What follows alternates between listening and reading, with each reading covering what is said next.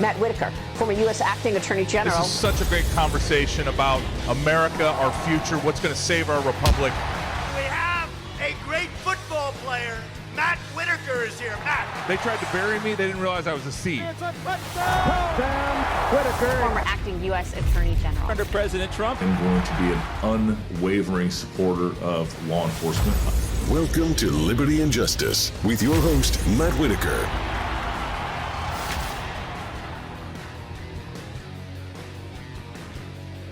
Hey, welcome back to CPAC Now. I am your host, Matt Whitaker. I'm here with my friend Ronny Jackson, Congressman from Texas. How are you, Ronny? I'm doing well, Matt. Thank you. Good. Well, I appreciate everything you're doing in Congress. How good is it to be in the majority? It's much better than in being in the minority, I'll tell you that. But I'll tell you what it is, it's busy though. We got a lot to do. We got a lot on our plate. I'm on 4 committees right now, including the Oversight Committee or the Select Committee for Coronavirus, as well as Armed Services, Foreign Affairs, and Ag. So it's busy, but it's a good kind of busy. Yeah, so tell me, what are you working on? What are the main things you're focused on in your work on those committees and then generally in the House? Well, I'm focused on our national security, obviously. You know, being on Foreign Affairs and Armed Services, that's a big deal. So I want to make sure that we have a good, solid national defense. You know, we're worried about what's going on in Russia and Ukraine, what's happening there. We're worried about what's probably about to happen at some point in the South China Sea with China and Taiwan. We're worried about, obviously, you know, things like Iran and North Korea. Those things don't go away. So there's a lot of stuff out there on the horizon that's dangerous to the American people. I want to make sure that we stay focused. I think one of the biggest issues that we've had over the last couple of years is that everyone in the Biden administration across the board, regardless of what their role is, whether they're chairman of the Joint Chiefs or Secretary of Defense or Secretary of State, regardless, they've taken their eye off the ball, right? And they've made this country weak because they've neglected certain things that were very important to our national security. So I want to get that back up and running. With regards to ag, I want to make sure that we prop up rural America, that we take care of our farmers and our ranchers, and then we start treating ag like it's a national security issue as well, because honestly, it really is. You know, so are we working on a farm bill right now? We're working on a farm bill right now. We just started, obviously, having hearings on this. We're way behind. You know, G.T. Thompson from Pennsylvania is the chair of the committee. Wonderful man. He's a great chair. You know, he was telling us before we got in, and right as we were taking the majority, we're way behind. This time last cycle, 5 years ago, when they were working on the farm bill, they had already had something like 120 hearings and listening sessions. We, you know, during the last 2 years had maybe 10, and of course they were all related to the woke social agenda or the Green New Deal or something, you know, some of that garbage. So we're way behind, but we're aggressively doing this. We're going out. GT's having listening sessions in California. He's got one coming up in Waco, in my home state in Texas here in the next few days, and we're having hearings here in D.C., and we're getting a lot done. Good. What do you see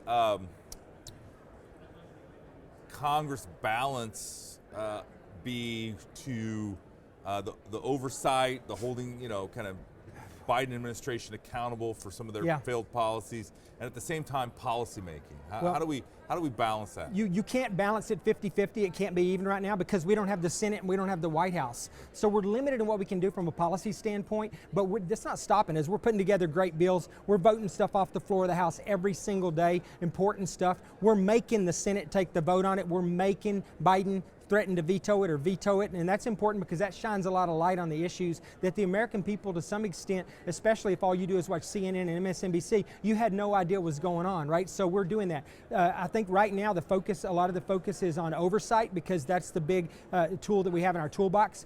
You know, unfortunately, when the Senate passed, and this is the unfortunate part, with the support of a lot of Republican senators, the omnibus bill at the end of the last Congress, they tied our hands a little bit with our financial, with our ability to control the purse strings. So we're in a limited position what we can do right now with cutting off the money until October, until the next fiscal year. But we're going after that stuff. We're pushing hard, and I think that there will be, as time goes on, certainly as we get more and more, if we get the Senate back in the next election cycle, it will really shift heavy on policy, and we hopefully will have a lot of the investigations, a lot of the oversight behind us. But we got to get that stuff done because the horrible things that have happened to this country over the last couple of years can never happen again. Yeah, and we're here live at CPAC, and you were on a panel just before we sat down here, and you were talking about, among other things, you know, the origins of COVID, the vaccines, what was your takeaway from that panel? I mean, you had it was such a great discussion. It's hard to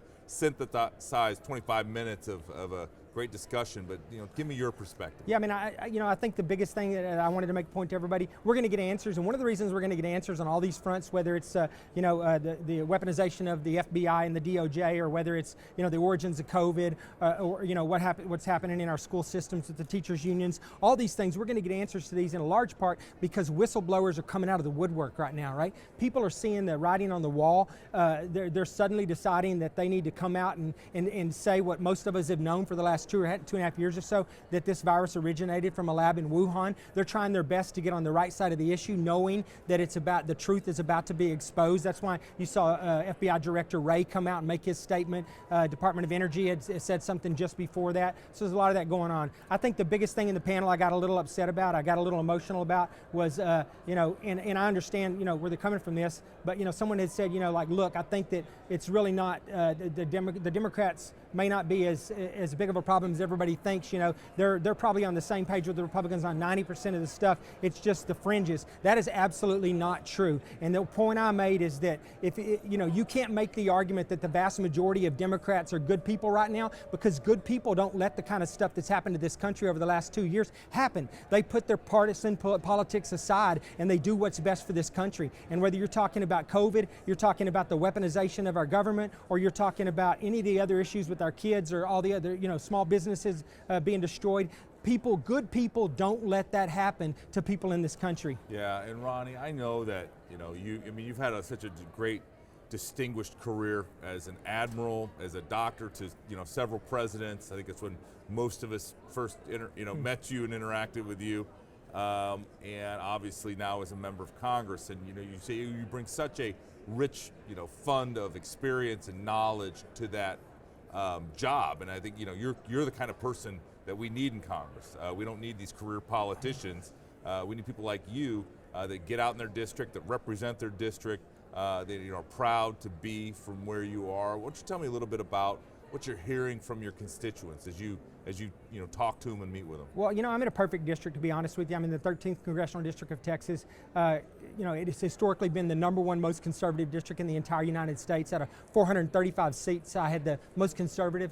And my people in my district, they support me, which is great. I can go out. I've got a perfect combination. I got into this not ever wanting to be a politician, not ever considering going into politics, but basically going into it because, a variety of things that happened to me in my personal life during the Trump administration. I was frustrated, and this was my answer to get in the fight and do something about what was going on, and get in a position where nobody could muzzle me, nobody could silence me, nobody could make me go home except for the people that put me there, the people that elected me. That's where I'm at now. I'm outspoken. I've gone through so much in my past, especially during the Trump administration. I do not give a damn what the press says about me now, which also is an advantage. And I have the distinct advantage that my district supports almost everything I say and I do. Yeah. So I wish we had more people that were in the same situation I'm in. Not everybody's in that situation, but we're going to get there, because every election cycle we get more and more people coming into Congress that are like me, that are not career politicians, that got into it out of a sense of frustration and a need to do something about what's happening in this country.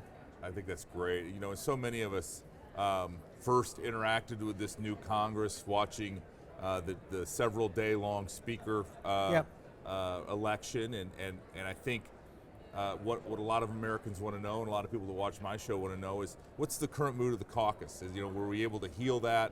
Were we able to kind of come together and move forward, or is there still some bad feelings? We're on the same page right now, and I was worried about that myself, to be honest with you, right? I think that the process that we went through, although it was really ugly to watch on TV, and it looked very unorganized, and it looked like we weren't all on the same page, and we weren't, to be honest with you, but there were a lot of concessions that were made that made our caucus, our conference, a lot more conservative in our approach to governing during the 118th Congress, which I personally appreciate. So I think that a lot of good came from that process. I think that Kevin McCarthy has done a great job as Speaker so far.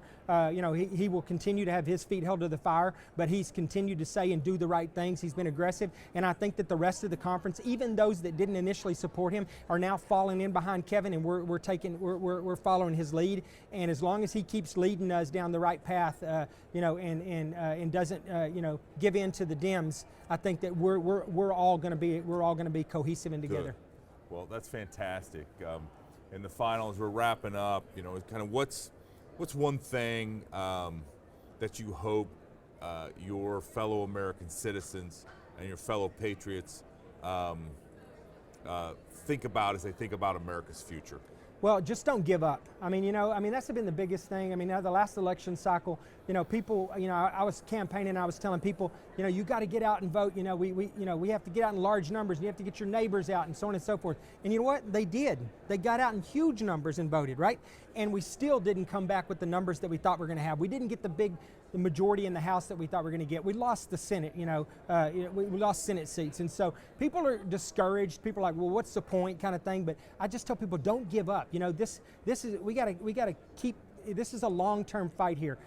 We won't have much more left if we keep pushing hard, because we got the House now. Just this next election cycle, get out and vote. We're gonna do a better job as a party to make sure that we get the vote out as well. But let's keep the House, let's get a bigger majority in the House, let's get the Senate back, and let's get the White House. And I think that this country has a bright future despite what's going on right now. Congressman Ronny Jackson, thank you for joining us Matt. here on CPAC Now. We'll be right back.